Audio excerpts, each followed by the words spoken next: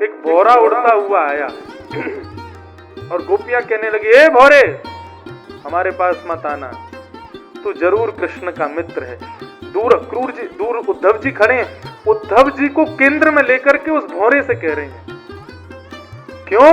बोले तेरा कृष्ण भी काला है, तू भी काला है, और जिस प्रकार तू कपटी है ना, एक पुष्प पर बैठता है, उसका रस लेता है, फिर दूसरे पुष्प पर बैठ जाता है, ऐसे ही तेरा कृष्ण है। कल तक हम सब ब्रज की गोपांगनाओं के साथ में यहाँ पर लीला कर रहा था, आजकल मथुरा की गोपियों के संग लीला कर रहा होगा। तू हमको प्रणाम मत करना, हमारे पास मत आना।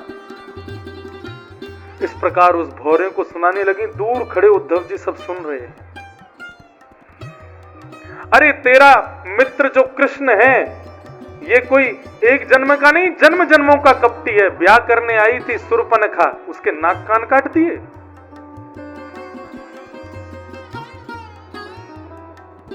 बलि, त्रिलोकी का साम्राज्य उसके पास था, बामन बनकर के गए और संकल्प लेते समय छोटे से, और जैसी संकल्प हुआ तो विराट बनकर के 2 पैर में तीनों लोग नाप लिए।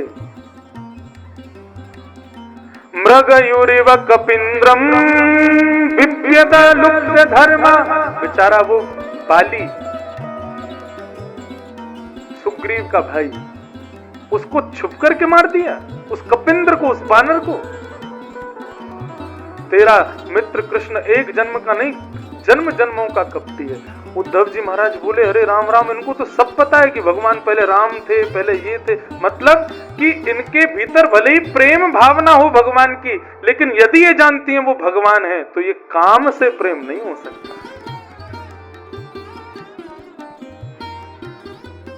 तो संदेशा लाया है हमारे लिए, हमारा संदेशा उसका लाया जाता है जो हमसे दूर हो, लेकिन तन में, मन में, जीवन में वाको कहा संदेश।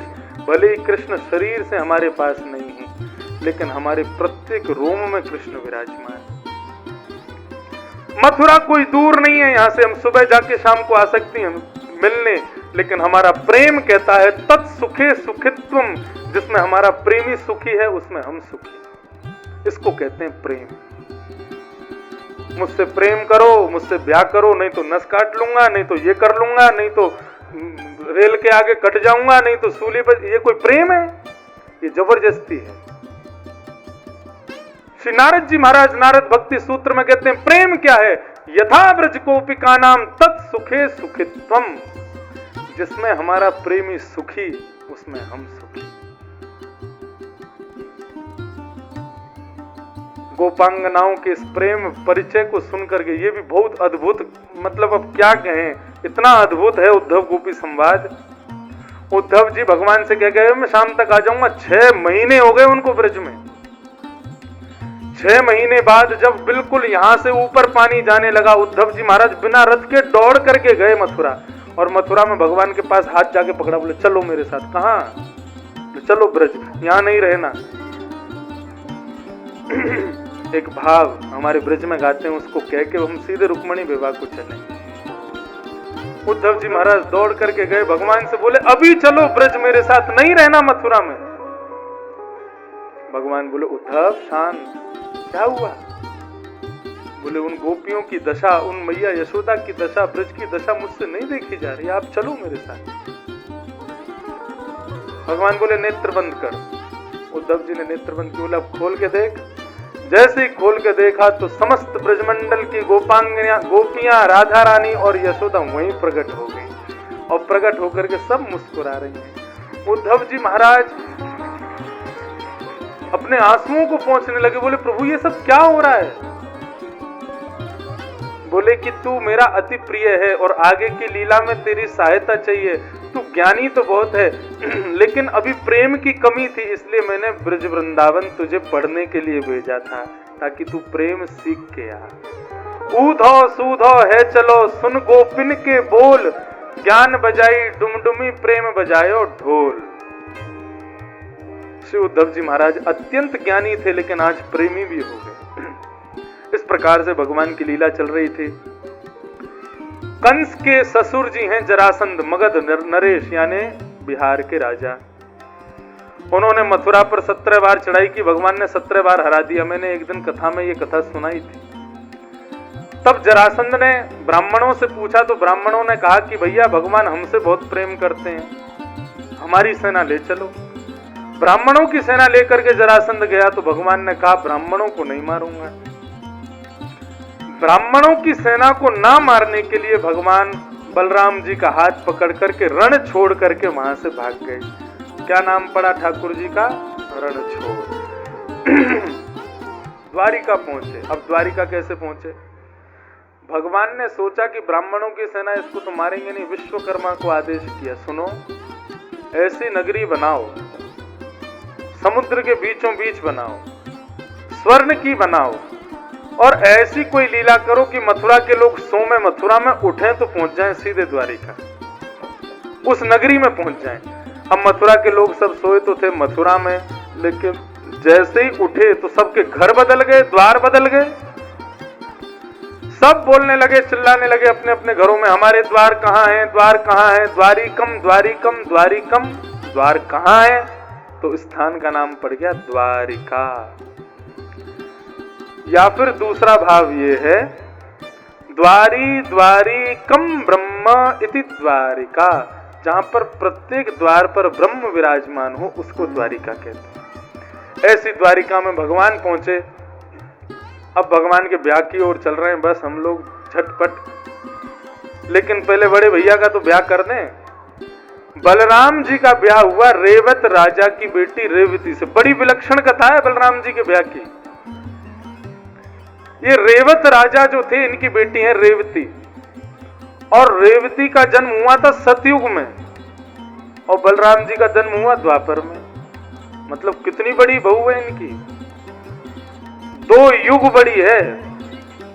और केवल युग ही बड़ी नहीं है, सतयुग में जितने लोग होते उनकी हाइट होती 50 फीट की, त्रेता में उसकी आधी 25 फीट की, और द्वापर में उसकी आधी 12.5, और कलयुग में उसकी भी आधी 6.5 बस लास्ट है। तो रेवती जो थी ये थी 50 फीट की, और इनके पतिदेव बलराम जी 12.5 फीट के। कितनी ऊंची बहू थी इनकी। ऐसा क्यों हुआ इसके पीछे कथा आती है कि रेवत राजा गए ब्रह्मा के पास और ब्रह्मा से जाके बोले मेरी बेटी के लिए सुयोग वर बताओ। ब्रह्मा जी का दिन बहुत जल्दी चलता है, हमारे दिन ब्रह्मा जी के मुकाबले बहुत जल्दी चलते हैं। सतयुग त्रेता द्वापर कलयुग ये चारों युग जब 71 बार बीतते हैं तब ब्रह्मा का एक दिन होता है। अब ब्रह्मा जी के यहाँ 2 क्षण भी यदि रुकोगे तो 2 युग निकल जाएंगे। तो ब्रह्मा जी से कहा मेरी बेटी के लिए वर बताओ। बोले जल्दी भागो, द्वापर शुरू हो गया है, भगवान कृष्ण के भाई बलराम वही तुम्हारी बेटी के लिए बढ़िया है। रेवत राजा ने रेवती से ब्याह किया, और कहीं कहीं पुराणों में ऐसा वर्णन है द्वारिका नगरी दहेज में रेवत राजा ने दी बलराम जी को। सेब के बगीचे में घूम रहे थे रेवती और बलराम जी। अब सेब के पेड़ से सेब तोड़ने के लिए बलराम जी जोर से उछल रहे थे, आ जाए हाथ में। इतने पत्नी आई पीछे से, बोले रुको हम देते। उसने ऐसे किया तो सारा पेड़ के सारे सेब नीचे गिर गए। बलराम जी को इतना अपमान लगा अपना, उन्होंने अपने हल मूसल लेके अपनी रेवती को ठोक दिया नीचे छोटी हो जाती। और ब्रह्मा जी से कहा आइंदा कभी ब्याह हो तो गृहिणी 1 इंच छोटी ही रहनी चाहिए। इस प्रकार हमारे ब्रज के संत जन कहते हैं। तो रेवत राजा की बेटी रेवती से ब्याह हुआ श्री बलराम जी का। भगवान का ब्याह कैसे हो, क्यों? बायोडाटा ही बढ़िया नहीं है, सब बिगड़ा पड़ा है महाराज। सारे सब नियम कानून सब तोड़ रखे हैं इन्होंने। देवकी मैया नारद जी को ठाकुर जी की जन्म पत्री दिखाती हैं, बोले मेरे लाला को ब्याह कब होएगा? नारद जी कहते हैं मैया तुम्हारे लाला के इतने ब्याह होंगे तुम एक बार में सबरी बहुनते मिल भी नहीं पाओगी। बोले होंगे कब? बोले होंगे कब ये तिथि नहीं, लेकिन झटपट हो जाएंगे। कौंडन्यपुर महाराष्ट्र के राजा, उनकी बेटी है रुक्मणी। राजा सी भीष्म को नाम विदर्भाधिपतिर महान। एक भीष्मक नाम के राजा हैं, विदर्भ देश के राजा। उनकी बेटी, उसका नाम रुक्मणी। नारद आदि संतों से कथा सुनती है और कथा में कृष्ण के बारे में सुनती है तो उन्हीं को ही अपना पति मान लेती है।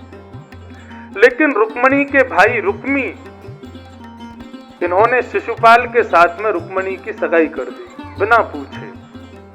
रुक्मणी जी ने अपनी भाभी को जाके कहा, हमको शिशुपाल से ब्याह करना ही नहीं, हम तो अपने पति परमेश्वर के रूप में द्वारिकाधीश का यजन कर चुके हैं।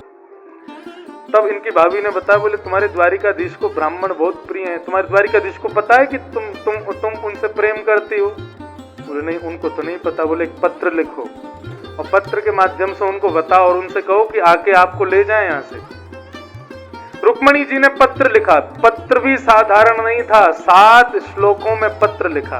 ये रुक्मणी कौन है? लक्ष्मी ही रुक्मणी बन के आई है। क्या कह रही है? मैंने आपको कभी देखा नहीं है। इसका तात्पर्य क्या है? मैं आपके रूप पर मोहित होकर के ब्याह कर रही हूं, ऐसा नहीं है प्रभु। मैंने केवल आपको सुना है और जब से सुना है तब से आपको अपना पति मान लिया है। श्रवण भक्ति नवदा भक्ति में सबसे पहली भक्ति है और मैं उसकी आचार्य बन चुकी हूं। मैं आपको ही पति रूप में वर्ण करती हूं। आप कृपा करके आइए और आकर के मेरा वर्ण कर लीजिए। सिंह के शिकार को यदि गीदड़ खावे तो इसमें सिंह की श्रेष्ठता नहीं होती। रुक्मणी जी ने लिखा अपने पत्र में, हम केवल आपकी हैं, आप आकर के हमारा वर्ण कीजिए।